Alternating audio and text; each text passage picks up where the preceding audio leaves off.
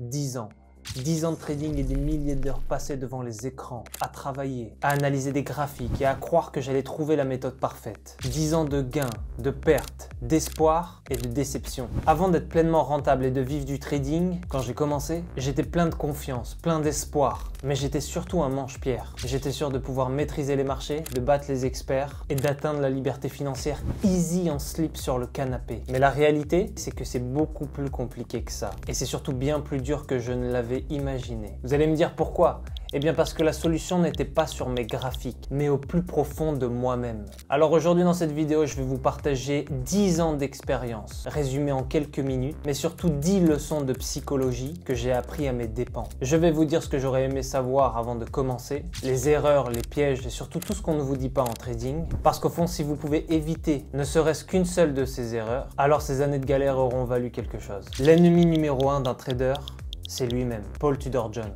La première chose que j'ai comprise, c'est de travailler sa psychologie. Si vous me suivez sur la chaîne, vous savez à quel point je suis team psychologie parce que c'est ça, moi, qui a fait la différence dans mon trading. C'est pas les stratégies les plus magiques les uns les autres, c'est simplement de travailler sur sa psychologie. Quand j'ai compris que trader sous influence des émotions était plus que mauvais, ça a été le déclic pour moi. Tout ce qui est émotionnel peut conduire à des décisions impulsives. Parmi le trading émotionnel, il y a des biais psychologiques que vous rencontrez tous les jours sur les marchés financiers, les biais de revanche, la psychologie de casino. Si vous me suivez sur la chaîne, vous savez de quoi je parle et vous savez que c'est ça la première chose, la première porte que j'ai appris, c'est vraiment de se détacher émotionnellement de toutes ces merdes. Et je vous parle cru, j'en suis désolé, mais c'est la réalité. Je ne rigole pas avec le trading comme vous pouvez le voir. Pourquoi? Parce que si vous cramez un compte, vous perdez beaucoup. Vous pouvez perdre 500 balles, vous pouvez perdre 100 balles, mais quand vous allez perdre 15 000, 20 000 euros parce que vous allez augmenter votre capital de trading, on va plus pouvoir rigoler. Le but dans le trading, c'est la survie. Et la survie, elle dépend aussi de votre survie émotionnelle. Prenez le trading comme un business. Il faut absolument que vous soyez neutre émotionnellement, que vous ne vous attachez pas aux positions que vous passez sur les marchés financiers. Vous devez être neutre dans les gains,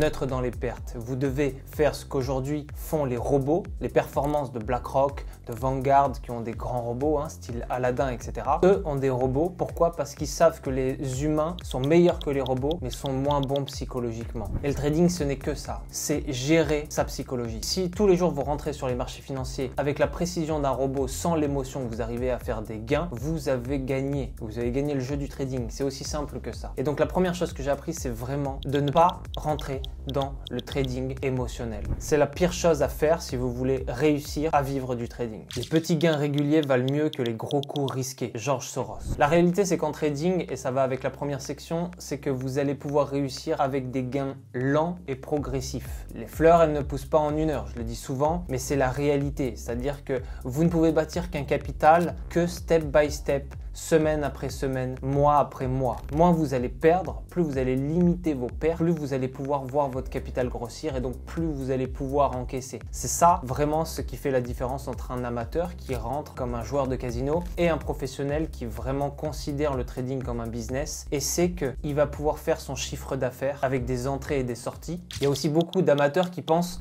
qu'il y a une légende du trade gagnant, que vous allez faire un trade qui va vous faire passer de 100 € à 1 million d'euros en une nuit. Cela n'existe pas et vous allez prendre des risques inconsidérés si vous pensez comme ça tout le temps. C'est pour ça que quand vous allez sur les marchés financiers, vous êtes déterminé, vous êtes excité, mais cette excitation est émotionnelle, l'émotion mène au pertes. Oubliez la légende du trade gagnant, ce trade magique qui va vous changer votre vie en une nuit. Ça, c'est penser comme un joueur de casino. Le joueur de poker amateur, il va penser qu'une partie va pouvoir changer sa vie. Le joueur de poker professionnel, il va surtout bâtir sa carrière pendant 10 ans. C'est ça la vraie différence. Le succès en trading, c'est avant tout de la patience, des gains réguliers, pas des coups de chance ou des trades explosifs. Et c'est la réalité. Moi, j'ai fait des gros gains sur le gold, sur le pétrole, j'ai fait des gros gains sur euro-USD, j'ai fait des gros gains sur le rouble. Mais tout ça n'a été qu'une goutte d'eau au final parmi tous mes gains progressifs. Faut bien le comprendre. Ça veut dire que même si vous faites des grosses journées, il va falloir surtout vous attendre à perdre beaucoup sur les prochaines journées. Et le jeu du trading, c'est de faire de l'argent,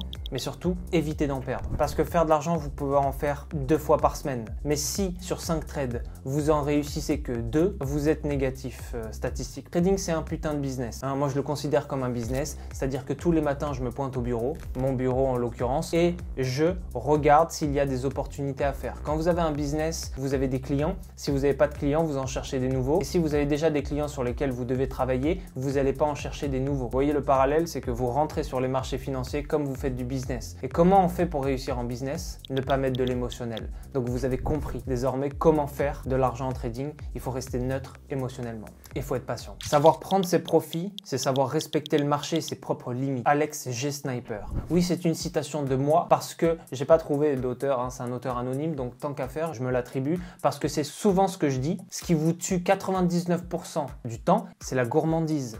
Et c'est ce que j'ai compris au bout de 10 ans de trading. J'ai compris ça les premières années en réalité, mais chaque année, on ne finit jamais d'aiguiser ses couteaux. C'est la gourmandise. Je préfère prendre 100 micropips tous les jours pendant 6 mois que prendre 1000 micropips une fois de temps en temps. C'est ça, en fait, on est au cœur de la réussite en trading. Ce qui vous fume vos comptes, c'est pas parce que vous êtes mauvais analytiquement, c'est parce que je pense que beaucoup d'entre vous savent reconnaître une tendance, tracer des trendlines, support, résistance, tout ça c'est très simple. Ce qui vous tue, c'est le verre de trop en réalité. Et je fais beaucoup d'analogies parce que le trading c'est avant tout psychologique. Quand je suis passé d'amateur à vivre du trading, au début pour moi c'était qu'un rêve, c'est quand j'ai commencé à rentrer au plus profond de moi-même et à analyser mes choses et à devenir plus sérieux. Avoir un journal de trading, un plan de trading, à éviter la gourmandise. Tous les jours vous rentrez, vous faites 50 micropips. Pour moi c'est déjà une réussite parce que faites ça sur 6 mois, vous avez gagné le jeu et vous êtes largement rentable et vous faites 12% minimum et c'est déjà énorme, c'est plus que de l'immobilier, vous êtes déjà rentable et plus vous allez augmenter, plus vous allez faire un pourcentage énorme. C'est pour ça que beaucoup rentrent avec vraiment l'appât du gain comme une solution de sortie, une solution de ouais vas-y, rien n'a marché pour moi, je vais faire du trading, mais en vrai le trading si vous le prenez comme un business et comme un adulte, vous pouvez faire énormément sur beaucoup de mois avec la patience et la discipline. Le problème du trading c'est que vu que c'est la source de l'oseille, vous allez vouloir toujours en faire plus et c'est ça le problème. Le trading est un monde illimité, limitez-vous dans cette sphère. La gourmandise elle va apparaître sur les marchés en trading souvent quand ça va être des journées de zone de consolidation où les marchés sont lents, pas de chance pour vous, c'est le jour où vous avez décidé de faire le plus d'oseille. Vous êtes là pour fumer le marché. Pas de chance, c'est lundi, c'est la pire journée en trading, c'est la zone de consolidation et là vous allez mettre des trades à l'achat, vous allez perdre, vous allez mettre des trades à la baisse et le marché va remonter. Vous allez tout faire sauf trader sans émotion. Et c'est là en fait où la gourmandise elle apparaît. Elle apparaît tout doucement, elle apparaît vraiment à pas feutrer, elle apparaît dans ces moments-là. Comment faire pour ne plus être gourmand? Première chose, c'est de fixer des objectifs clair. Vous avez un plan de trading, vous avez un journal de trading, vous avez un money management clair. Vous devez tous les jours respecter votre plan. Vous ne pouvez pas faire une guerre sur les marchés financiers si vous arrivez à coups de Rambo, à coups de mitraillette. C'est pas ça, faire la guerre. Faire la guerre, c'est être en équipe. Si vous venez dans BR Club 1%, vous êtes en équipe, ça c'est certain. Et ensuite, vous devez être organisé et vous devez suivre le plan quoi qu'il en coûte. Imaginons que vous êtes un soldat, vous devez prendre une ville parce que c'est une ville stratégique. Si vous avez fini de prendre la ville à la fin de la matinée alors que ça aurait dû prendre la journée, qu'est-ce que vous faites? Vous prenez une autre ville pour combler le reste de la journée? Non, vous avez atteint votre objectif plus tôt et donc c'est super. À demain pour la suite du plan. C'est la même chose. Parfois, vos objectifs, vous allez les régler en 5 minutes. Parfois, ça va prendre 3 heures. Il va falloir faire en sorte de ne pas dériver du plan. Donc, définissez un projet, définissez un objectif réaliste. Et la deuxième chose, c'est les clôtures partielles. Dans BR, on utilise très souvent les clôtures partielles, tout le temps quasiment. Pourquoi? Parce que vous pouvez clôturer une partie du lot, une partie de votre position. Parfait. On a fait la moitié du chemin, on prend en encaisse. Pourquoi? Parce que c'est la survie du capital qui est le plus important. Donc n'oubliez pas ça les snipers. Ça, ce sont deux choses que les traders amateurs ne font pas et que j'ai très vite compris au bout de 10 ans de trading. La gestion des risques est plus importante que de chercher à avoir raison. Ray Dalio. La gestion du risque, c'est ce que beaucoup négligent. Vous en foutez. Vous préférez trader et puis on va voir ce qu'on peut prendre sur les marchés financiers. Les marchés financiers, c'est pas pêcher. C'est pas la pêche. La pêche, vous arrivez au bord du lac, vous lancez votre canne à pêche et vous essayez d'attraper un poisson. Si vous essayez d'en attraper 10, c'est super. Si vous en avez attrapé 0, vous rentrez bredouille et vous êtes frustré. Les marchés financiers, c'est pas ça. Pourquoi? Parce qu'il y a énormément de poissons. Et vous faites partie des marchés, donc vous êtes un poisson. Sauf que par rapport aux baleines, vous êtes une crevette. J'espère que l'analogie, vous la comprenez. Le plus important, c'est la survie du capital. C'est pas le fait de gagner. Tout le monde peut gagner sur les marchés financiers. C'est le fait de pouvoir répéter ces trades gagnants. Et quand vous avez une perte, de la sécuriser le maximum. C'est ça notre job. la survie du capital. Et donc la survie du capital, elle se fait avec la gestion du risque. Plus vous allez bien risquer en fonction de votre capital, plus vous allez atténuer les risques et quand vous allez encaisser, vous allez suivre votre plan. Pas de souci. Donc il faut être patient. La gestion des risques est ce qui vous empêche de perdre plus que ce que vous pouvez vous permettre. La réalité c'est ça, c'est que le trading c'est un triangle. Vous avez la technique, la psychologie et la gestion du risque, le money management.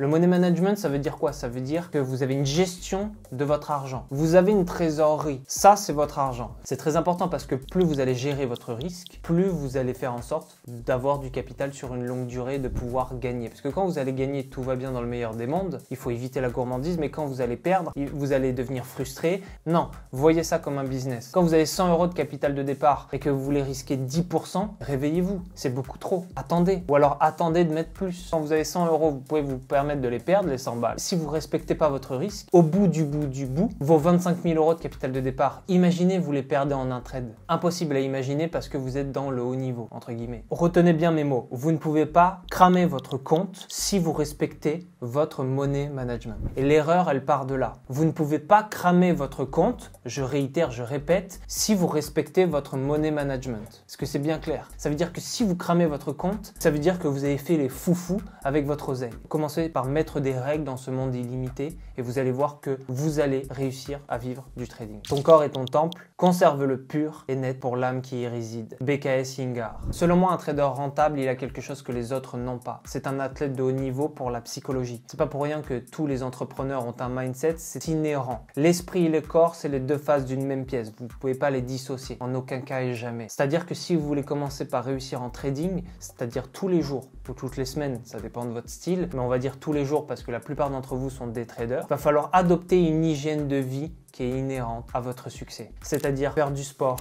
manger bien, dormir bien, etc.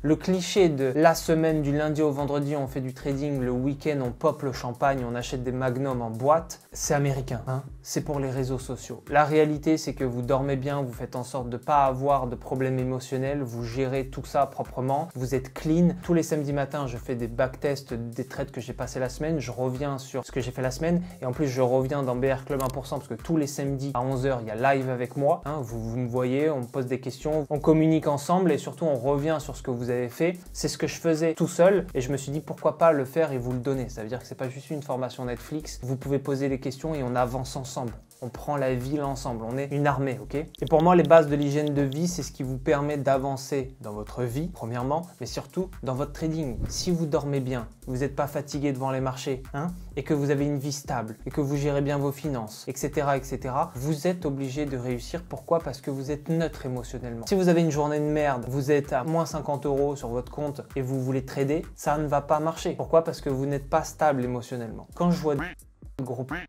qui sont etc. et qui me font la leçon au trading, vraiment ni d'Adam ni d'Ève, t'as investi. Pourquoi? Parce qu'un trader, et j'en connais beaucoup qui vivent du trading et qui sont passés le cap d'amateur à professionnel quand ils ont commencé à être stables dans leur tête, à méditer, à lire plus de livres et arrêter de scroller, avoir un sommeil réparateur, avoir une hygiène de vie, à bien manger, équilibré, à arrêter de boire de l'alcool. Et oui, hein, c'est pas impossible quand on est français d'arrêter de boire de l'alcool, arrêter de fumer de la beuh, ça me semble évident, mais arrêter toutes les merdes qui vous font vraiment tirer vers le bas, hein, l'opium du peuple, et à commencer à passer de l'autre côté, à passer dans le rang des gens intelligents et des gens qui ont envie de réussir. Quand vous êtes sur les marchés financiers, il faut arrêter les distractions. Je déteste les gens qui tradent et qui regardent une vidéo de McFly et Carlito à côté, etc. Pourquoi? Parce que c'est des émotions qui vous vendent. Il vous faut être dans votre bulle. Si vous êtes performant avec, pourquoi pas? Moi, je trade en silence. Selon moi, il faut faire des pauses régulières, il faut instaurer une routine matinale, il faut absolument faire en sorte de trouver sa zone de confort, comme Mark Douglas nous le dit, et avoir ce qui est le mieux pour vous. Il y en a qui sont très performants de minuit à 3 h.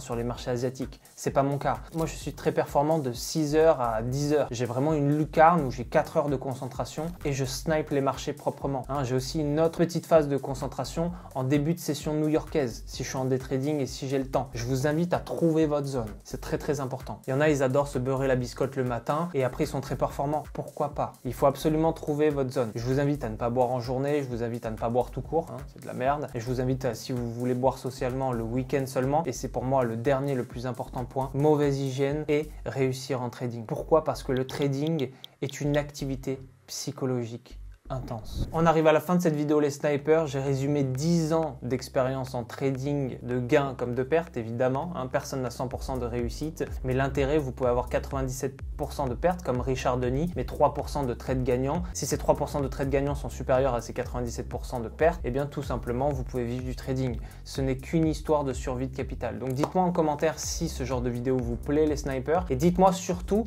qu'est-ce que vous avez compris au niveau de vos pertes. C'est super important de partager son expérience. Si vous êtes trader tout seul, venez dans BR Club 1%. Vous êtes avec une armée soudée qui font les choses et chaque semaine on revient sur les trades, etc. On est les seuls à faire ça en France. Ne soyez pas seuls les snipers parce que c'est ça qui fait la différence à long terme en trading. Parce que la légende du loup solitaire c'est une chose, mais sachez qu'un loup il traîne d'abord en meute. Dites-moi en commentaire vos pertes, c'est très important, et ne sous-estimez pas le fait de commenter et de partager vos expériences. Ça aide énormément de personnes et surtout ça vous aide vous-même à prendre conscience des choses. Dites-moi si vous voulez une partie 2, parce qu'évidemment, j'ai pas tout dit. Dites-moi si ça vous plaît ce genre de format où je reviens sur des leçons psychologiques qui sont différentes de ce que vous pouvez entendre la plupart du temps. Et la meilleure citation que je peux vous donner, c'est que vrai sniper ne meurt jamais. Pourquoi? Parce que vrai sniper n'abandonne jamais, jamais, jamais. Et si dans votre vie, vous vous dites que vous n'abandonnez pas, à la fin, vous allez réussir. Ce n'est qu'une question de temps. Vraie parole de sniper. Boum.